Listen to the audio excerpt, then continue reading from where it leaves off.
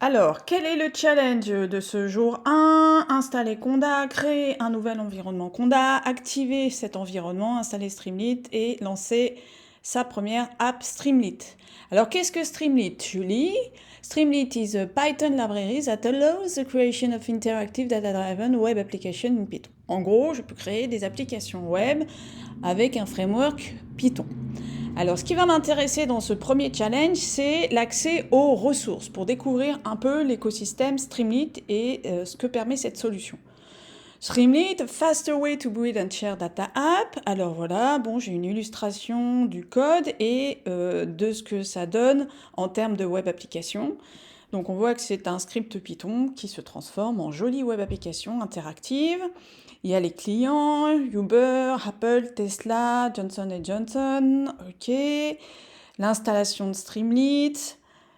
Alors, je vois que c'est interactif, que j'ai des sliders, c'est aussi extrêmement visuel, j'ai la possibilité de créer des bar charts, je peux créer et choisir des dates, importer évidemment des dossiers, choisir des couleurs, ok, donc de l'interactivité, la possibilité aussi de déployer son application. Alors, il y a une connexion vraisemblablement du cloud à Git et ça a l'air d'être extrêmement simple après de déployer une application dans un web browser qui est connecté aux fichiers qui sont dans le GitHub.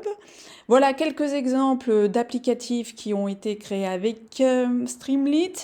On voit que ça couvre à peu près tous les sujets qui intéressent les gens qui travaillent dans le machine learning, le langage NLP, Natural Language Processing, avec les transformers qui sont en vogue, sont des modèles en vogue dans ce domaine-là.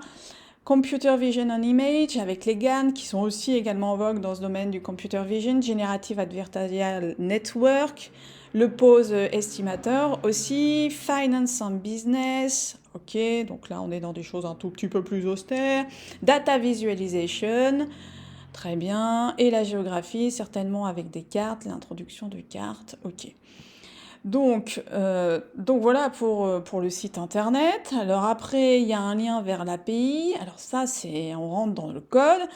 Donc on voit qu'on va importer Streamlike as st vraisemblablement. Et puis après, on a des lignes de commande pour écrire du texte. st.write, ok.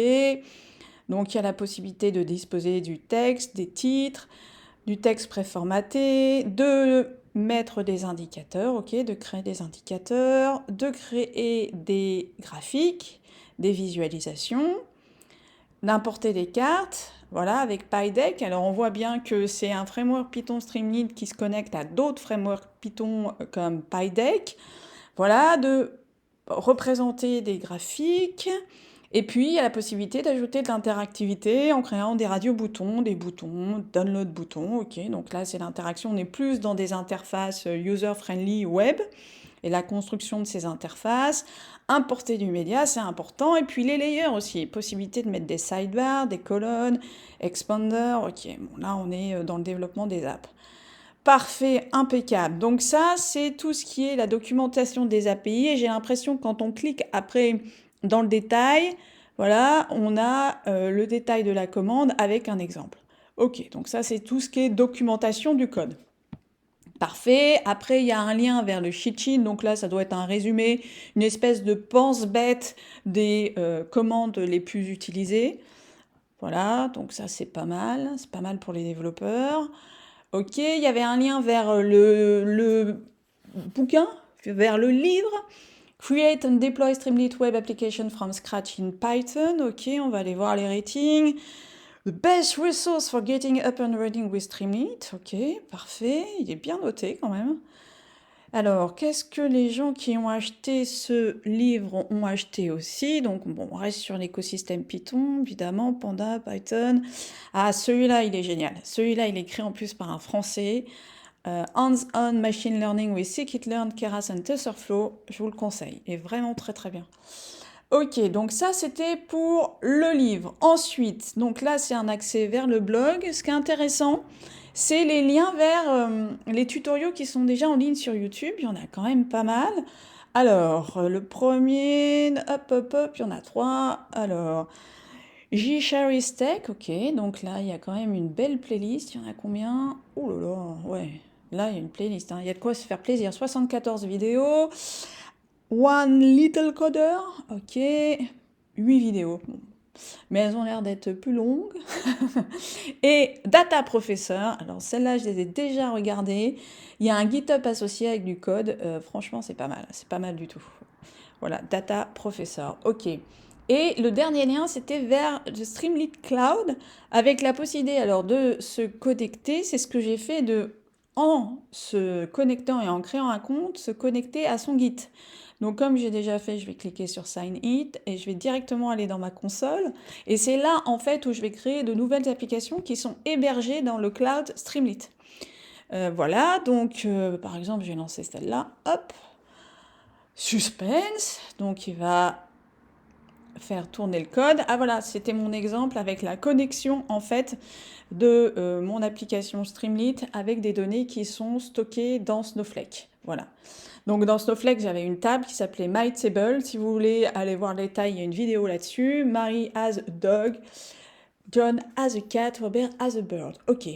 Bon alors, je vais revenir au challenge. Le challenge, en gros, c'était d'installer Conda. Ça, c'est fait. Hop, hop, hop. Terminal, ça serait mieux. Et de... Voilà. Et de mettre... C'était Streamlit Hello, je crois. La ligne de commande. Si ma mémoire est bonne. Hop. Hello. Hop là. En avant. Oh, voilà. C'est fait. Donc là, j'ai rempli mon premier challenge.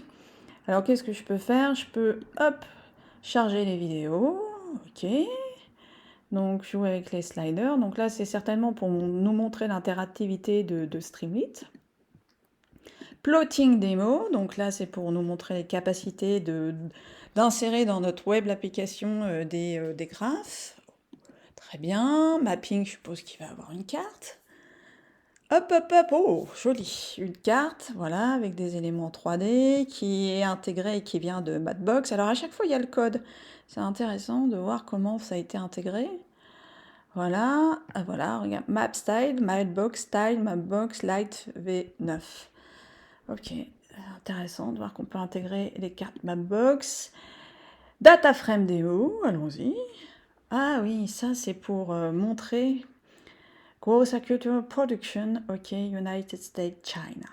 Ah oui, bah voilà, la Chine a dépassé United States of America. Ok, genre 1982. Ok, donc ça c'est mon premier challenge. Mon premier challenge est rentré et est rempli, pardon. Streamlit, il en reste plus que 29. À bientôt pour le deuxième challenge.